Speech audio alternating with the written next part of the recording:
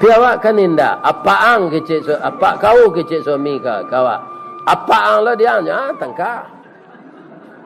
Nyo kalau ibu dipacarui endek suami itu apa kau kami tu je nyo.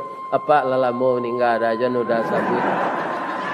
Sabar selawat leda jadi sabit jadi au.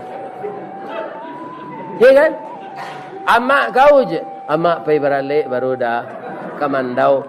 Kok pulang beliau bikon bo pansanan sampai pasanuda. Pasanuda kamak ya.